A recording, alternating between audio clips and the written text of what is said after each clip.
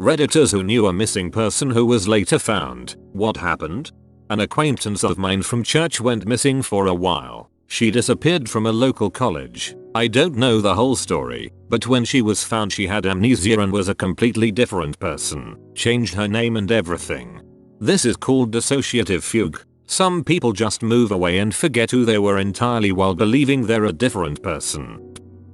There was this guy in my town, early 20s, who got a serious head injury in a bike accident. He was in the hospital for a while, but he got better and was released from the hospital. He stayed at his parents' house after getting released and seemed fine. About a week later his parents wake up and he's not there. A backpack is missing but his wallet, phone, all that is there. Lots of searches. No sign of him. A few days go by and a police department a few states away calls. They have him, but other than managing to come up with his name, he is having trouble remembering anything. How he ended up there, which was pieced together because he didn't remember, was the weirdest bit. Despite leaving his wallet behind, he apparently had taken some money or somehow acquired some and traveled an hour, probably hitchhiking, but this part no one ever really figured out, to a Greyhound bus station where he bought a ticket and got on a bus. While on the bus he befriends random hippie traveler dude, the hero of this story. They get off at the same place. Traveler dude is planning on camping, invites this guy to camp with him.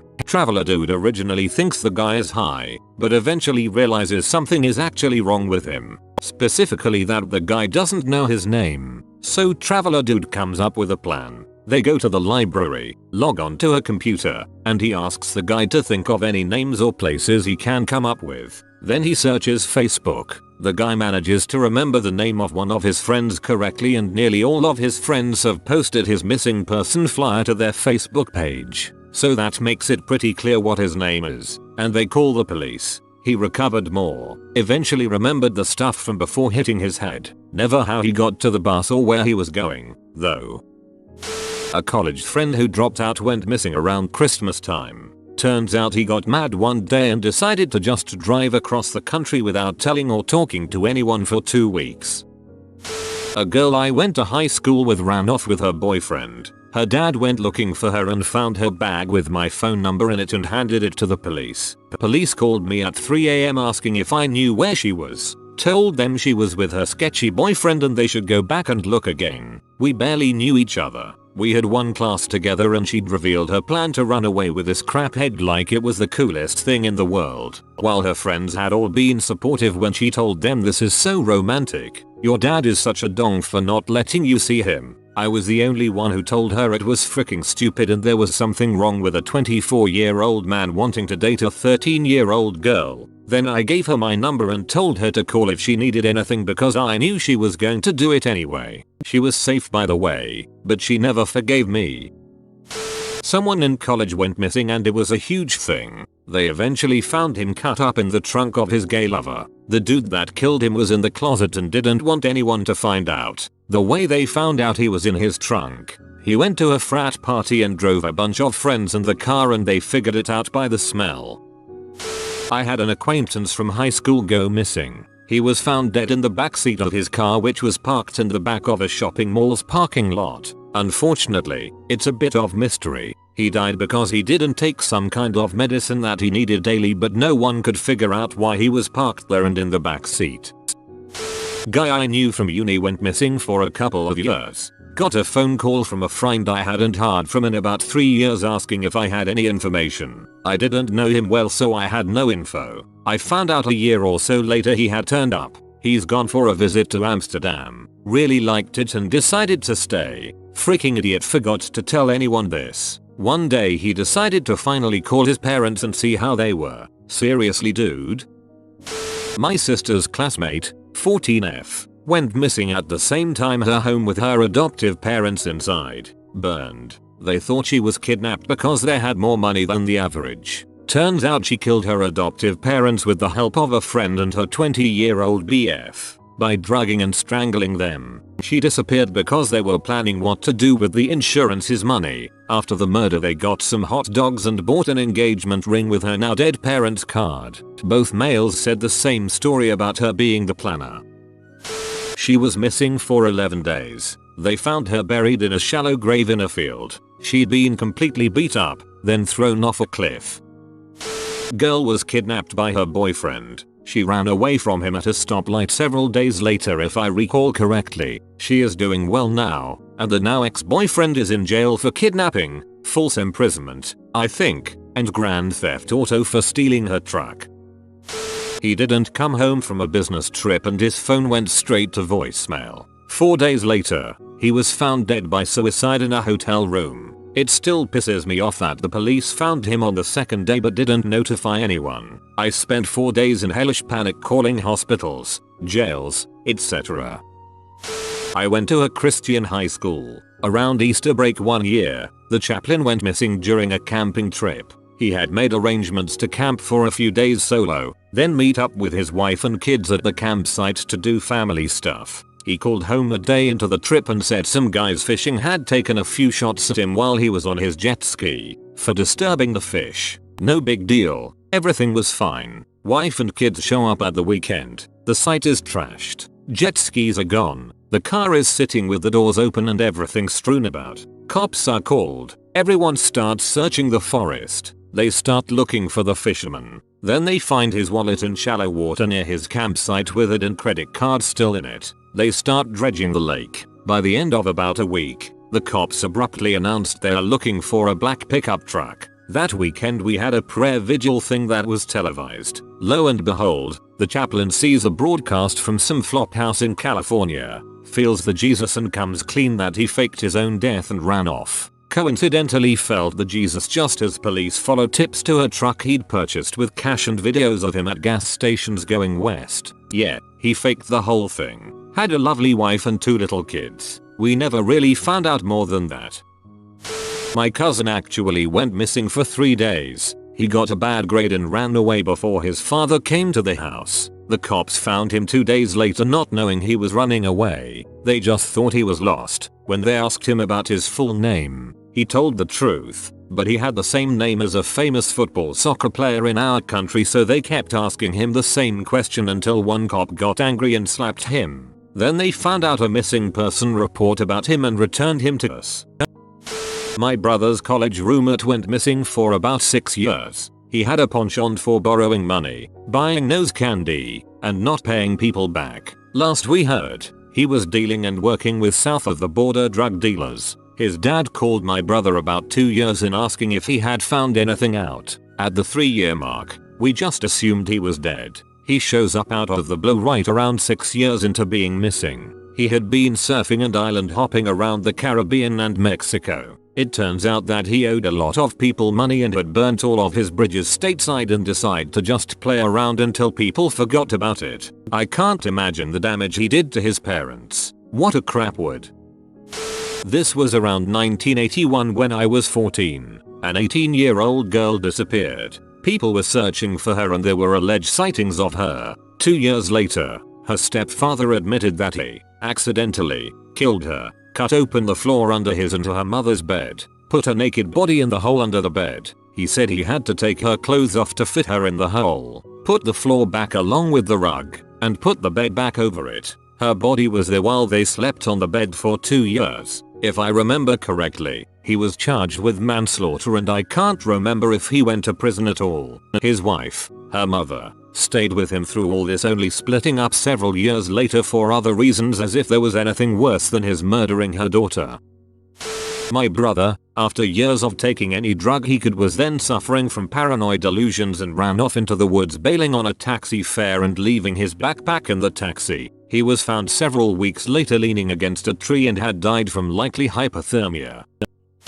My father's best friend's daughter went missing in 1987. She was 3 years old. The mother was mad and blamed the father for the disappearance, and just 4 months after the girl went missing divorced him and moved to France from Argentina, where her grandparents lived. The girl was never found and presumed dead. My father's friend lost all contact with the mother and remade his life the best he could in Chile. On 2014, a woman showed up at what used to be my grandparents' house, next to my childhood house. They told her to go to my house and my mother gave her my father's number. Turns out her mother hid her for some months and then flew her to France with a fake kid. never told her the truth until she was like 25 and claimed she didn't remember her father's name nor had anything to find him. So she traveled and just started walking looking for familiar places and ended up there because she remembered playing in the front yard when she was 2-3 years old. So not everyone turns out dead after going missing for a long time.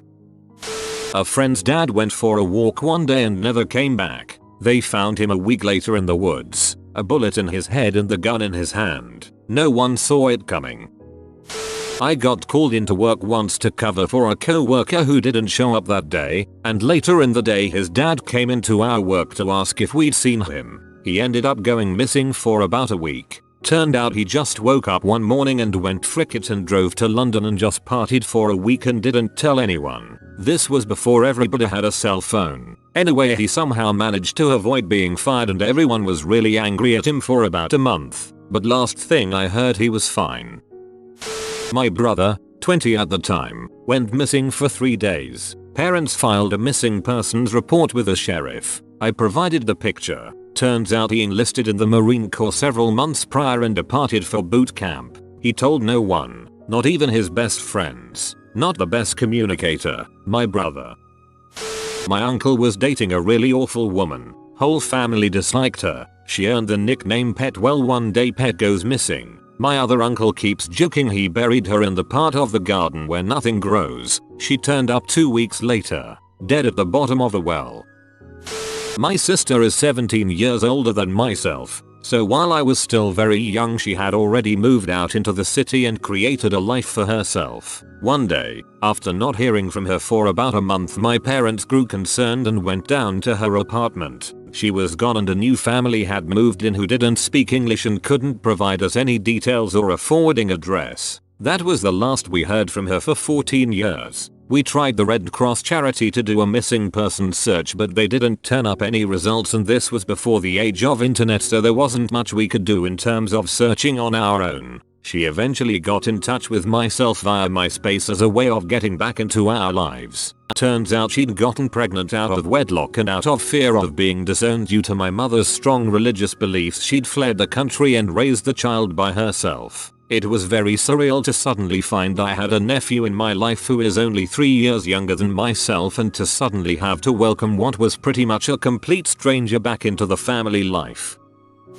Man, do I have a story about this. About 2 or 3 years ago, I just got off of work heading to my parents' house for Thanksgiving, which was about a 3-hour drive. I go to a gas station to fill up for the journey and this girl comes up crying hard, could barely understand her. I ask her what's wrong and if she needed me to call the police. She just kept sobbing and saying, I want to go home, I want to go home. I ask her where she lives and she says Mechanicsville, which was on my way to where my parents lived. I was said I don't know if I can do that. She then looked at me and said, I can't go back living with my boyfriend, he's crazy, I need to get away from him. So against my better judgment I tell her to hop in the car and told her to place her backpack in my backseat cause I didn't want her to grab something out of it and stab me or something. She gets in the car and she is still crying but she is calming down. When I looked down I see she has track marks. I think. She is real quiet most of the trip. I don't really ask anything because I don't know what to say, so I start talking to her, ask her how long she has been gone. 5 years, but then I noticed she's fading in and out of consciousness, so at this point I'm trying everything in my power to keep her awake because I don't know where she lives other than the town she told me. We finally get to the town and she perks up and gets really excited like a kid at Christmas. I drop her off at the house and I stay at the curb until she begins to slam and kick the door like someone who is possessed. Someone opens the door, this old lady drops what she is holding and they begin to hug. I take that as my leave. Anyway, I'm about to get back on the highway and a cop car pulls me over. Cop comes up and asks me if I dropped that girl off at the house and I say yeah. He then tells me I need to follow him to the station. Anyway, turns out that she was a runaway at the age of like 16 and was on a missing persons list. Turns out she met some dude, got her addicted to H and was like pimping her out or something. My uncle was missing for months. We weren't sure if he was murdered, but after a certain point, there isn't much hope left and they start searching for a body and not a missing person. He was found headless in a major river going through our city. Never found out who did it or why. He was a great person who did a lot of charity work and had a genuinely Christian attitude of love and acceptance, so we assume it was just a robbery gone wrong. My boyfriend's ex got kidnapped with hers and my boyfriend's child by her abusive boyfriend. They disappeared for about a week before they showed up at my house seeking help. She managed to get my address from her mom. I don't know how her mom got it, but I don't care. The woman managed to escape with the kid after managing to leave him at a rest stop, but not before she was beaten and arped in front of the child. Fortunately, the child was physically unharmed and doesn't seem worse for wear psychologically. The kid already had some problems, so it's hard to tell if she was affected by it. We managed to convince her to go to the police and the hospital. She had a broken wrist, a concussion, several broken bones in her face. He apparently has the FBI looking for him. We even told them where he is, but they still haven't found him. It's been 7 months. A kid at a local college in my hometown went missing after he dropped some friends off after a party. Authorities finally found his truck several months later in a nearby river with his body inside. Near the school there was a dirt access road that led to a boat ramp into the river, and he got lost on that dark road and drove straight into the water. Apparently he had been drinking and didn't have his bearings enough to escape the sinking truck. It was really sad. I remember thinking, dang, I can't imagine being the parents and for months not knowing what happened to my missing child, whether they were alive or not, whether they suffered. I know he was drinking and driving and I'm glad no one else was hurt, but dang, it was still sad to see the family suffer and see a young life lost. My oldest kid was living on her own and working 2 jobs. She would occasionally stay with friends after her shift ended, so if she didn't come home at certain times, that was not unusual. Her boyfriend moved in with her and approximately 2 weeks later he calls me after midnight, asking if I'd heard from her. No answer on the cell. We lived in a very rural area and she traveled on gravel roads to get home. We found her in a ditch, car completely totaled, and incoherent. She was life-flighted to Omaha, and could have died. I still tell that young man, now ex-boyfriend, he saved my daughter's life. She suffered a terrible head injury and while mobile, she is disabled. She struggles with mental problems and alcohol now. We still do not know what caused her to leave the road. Lots of wildlife out there, and of course she does not remember. She also lost her sense of smell and her time in IQ has a crazy hilarious side story. My daughter, then 21, was kept in a medical coma for a little while, for them to assess all the damage. Bruised heart, bruised spleen, almost removed, bruised kidney, one hip completely dislocated, later left her with drop foot, the other hip shattered, some fractured vertebra and the head injury, and when she woke up, she was naturally disoriented. However, she had just gotten done reading the Twilight series. She seriously believed she was going to turn into a vampire. Her friends were freaking with her, saying, "Hey girl, when you get out I'm gonna let you have some of this A negative." Gestures towards her with drink cup.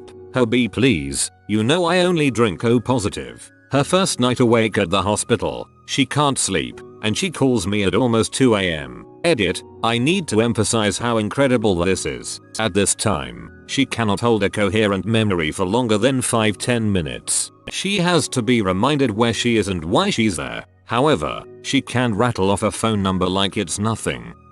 But I don't want to be a vampire. She only calmed down after I told her I'd kill the head vampire, which would change her back.